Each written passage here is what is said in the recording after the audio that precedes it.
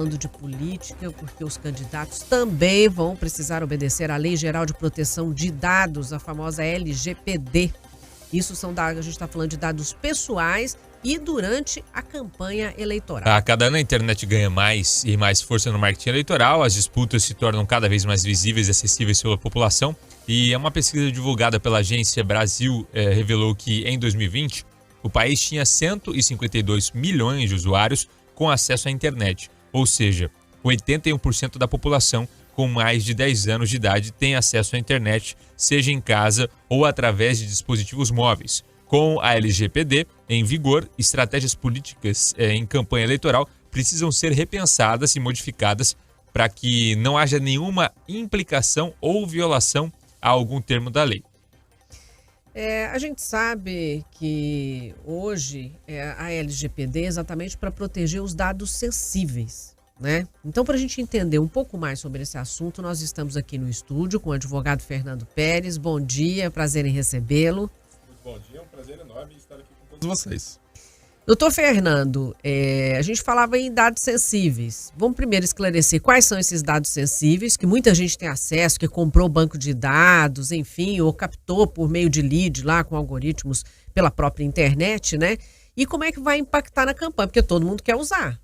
Quanto mais pessoas eu tiver para fazer acesso, os candidatos tiverem para fazer acesso, melhor para eles.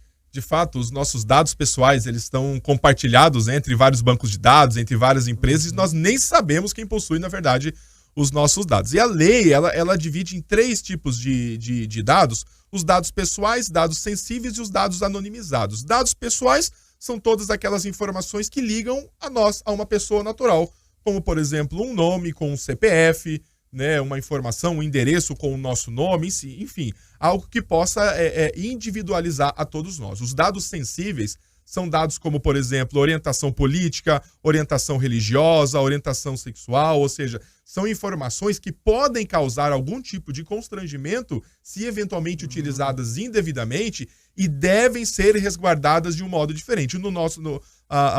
Como nós estamos discutindo, como, por exemplo, a orientação política é um dado sensível. Ela não pode ser adquirida, utilizada e compartilhada sem algumas regras específicas. E existem dados anônimos, que são dados, por exemplo, que não ligam a uma pessoa, que podem falar, olha, a quantidade de pessoas que utiliza determinado produto ou que tem determinada orientação política é essa, mas eu não vou dizer o nome e os CPFs dessas pessoas. Então, por isso, no caso, os nossos dados, eles não podem ser utilizados, né, sem uma autorização, no caso, por parte dos políticos. Isso significa o quê? Que a pessoa não pode pegar meu nome, meu telefone, me ligar, me mandar uma mensagem? O que não pode?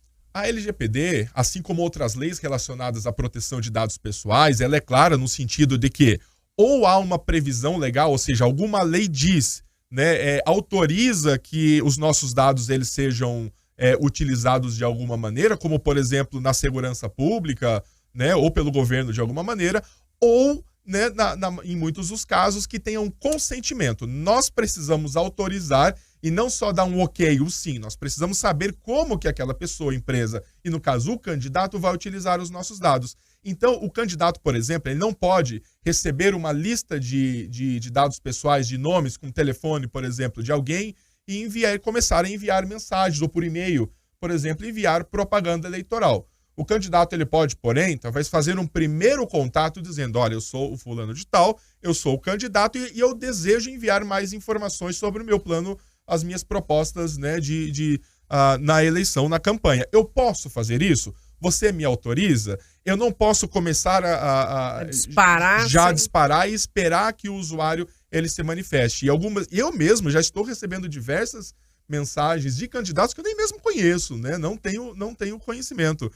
Então, ele não pode simplesmente enviar uma mensagem e falar, olha, se você desejar não receber essas mensagens, me responda, ou se manifeste, e continuar enviando. Ou seja, a omissão, o silêncio do eleitor, o nosso silêncio, ele não é uma autorização. É não. Né? Ele é não, continua sendo não até que seja um sim. Doutor, quem fica a cargo de fiscalizar isso e como fiscalizar isso? Na verdade, os maiores fiscais de tudo isso somos nós.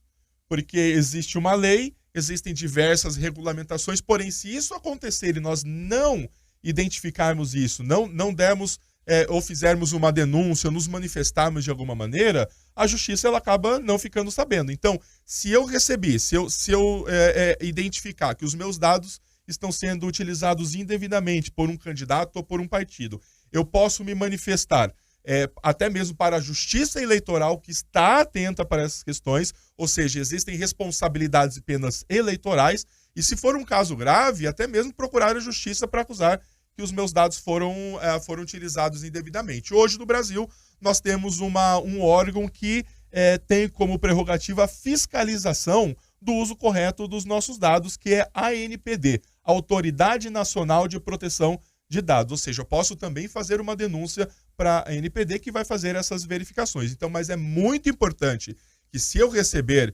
e me sentir ofendido de alguma maneira, fazer essa denúncia, porque essa participação ela é essencial nesse processo. Como é um crime eleitoral, posso fazer denúncia, de repente, também até no próprio aplicativo que está monitorando a campanha, né? Exatamente. É porque aquela história, né? Se você vê muito impedimento, se fica muito difícil você denunciar, você acaba não denunciando. Fala, eu recebi lá só, eu não vou... Lá, né? Deixa pra lá, eu não vou perder tempo com isso. Mas é muito importante que denuncie para que as pessoas não fiquem continuando com essa prática, porque sabe lá com mais dados que eles estão da pessoa, né? Eles estão utilizando naquele momento ali o seu nome, o seu telefone, mas vai saber o que mais ele tem, né? Muitas vezes existem empresas, por exemplo, que estão apoiando um ou outro candidato que compartilham até a mesma lista de clientes sem avisar, ou seja, sem ter esse consentimento. É proibido fazer isso? Ou seja, é impossível fazer isso? Na verdade, não. Mas se eu desejar compartilhar os dados com outras pessoas, eu tenho que pedir essa autorização.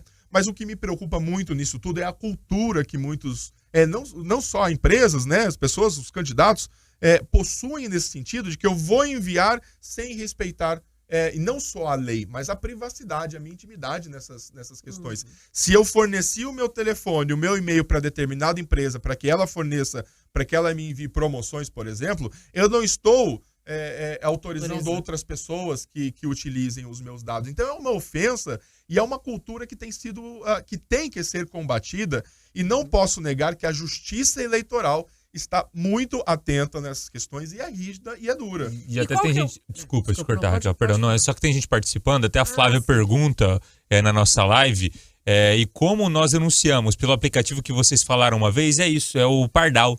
Aplicativo que você pode chegar até o Ministério Público Eleitoral. O Pardal é muito simples de você baixar. Como você baixa qualquer outro aplicativo no seu celular, seja iPhone, seja Android, você acha, né? Ou na Apple Store ou no Google Play, você coloca lá Pardal, baixa o aplicativo e é muito simples. A Júlia também falou, gostaria de denunciar, né? Recebi vários santinhos. Então, Júlia, é só baixar o aplicativo Pardal, acho que é o caminho mais fácil para se fazer a denúncia. Veja que as pessoas, os eleitores estão atentos às questões e estão começando a se incomodar. Porque às vezes não é uma ou outra mensagem, muitas vezes são dezenas de mensagens que nós recebemos. E aí, pra gente saber o peso disso, quem descumpriu? Eu vou lá, faço a denúncia no Pardal, enfim, chega lá até o tribunal. Essa pessoa está passível aí de uma cassação de mandato ou não é para tanto? Olha, existem alguns casos que a Justiça Eleitoral ela prevê que, se a tecnologia for utilizada com o propósito da disseminação de informações, e há um agravante ainda, se forem informações falsas, inclusive fake news, o candidato ele pode perder o mandato, sim.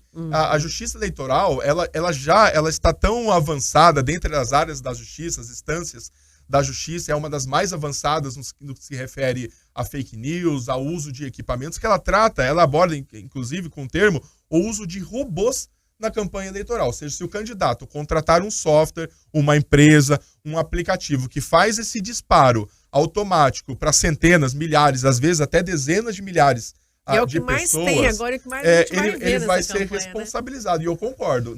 Essa é uma campanha em que nós vamos lidar com muitas mensagens indesejadas e com muita fake news também, produzida de forma desorganizada ou organizada, ou seja, desorganizada de um modo mais natural por alguns eleitores ou organizada, inclusive utilizando sistemas pagos, né? É claro que não declarados, mas sistemas para o disparo dessas informações. A Justiça Eleitoral está atenta e não é porque o candidato ganhou que ele não vai ser responsabilizado mesmo que depois. Doutor, e tem um limite assim que pode chegar uma cassação, por exemplo? Uma denúncia não é para tanto, mas o candidato recebeu ali inúmeras denúncias, é algo gravíssimo, pode chegar até a cassação?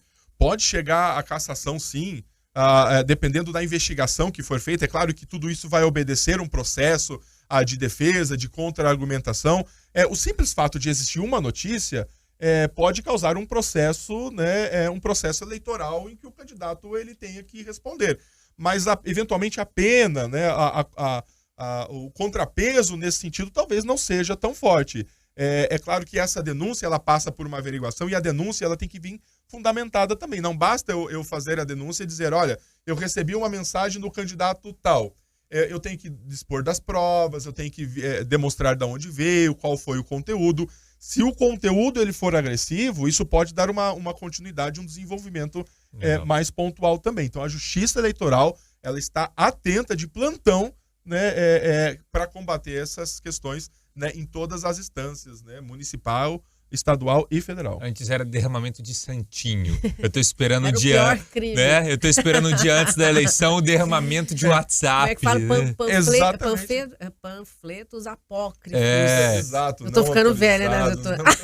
Vai ser aquele caos, né? São santinhos na internet, né? No WhatsApp hoje. Agora quem o será que tá apócrifo desesperado digital. mandando mensagem e você pega um monte de santinho eletrônico. Exato. Por isso que é tão importante denunciar, porque antes o santinho você via lá na rua, recolhia, tava o nome, a cara do candidato e tinha como provar e já ver na hora. Agora a gente está vivendo uma era digital, crimes digitais, então se as pessoas não denunciarem, não vai dar para entender o volume disso, né? Exato. Então para a justiça poder tomar as providências. E nós estamos falando no âmbito dos eleitores, né, dos usuários, mas o candidato que for utilizar os dados, ele tem muito mais obrigações ainda a cumprir. A lei ela fala de diversos documentos, diversas designações que precisam ser feitas. Então, se eu for candidato, eu for utilizar esses nomes, não basta ainda eu simplesmente ter um ok. Eu tenho todo um arcabouço legislativo ali que eu tenho que verificar. Então, aos candidatos segue a dica, o conselho de procurar um profissional para verificar a melhor forma. E eu digo o seguinte, assim como eu digo para as empresas, mas o candidato que respeitar a privacidade e a intimidade do eleitor, ele vai ter muito mais vantagem competitiva e ele pode usar isso até a próprio favor. Ou seja, ele pode dizer que respeita tanto que ele está tomando todas as medidas necessárias de proteção ao público dele, né?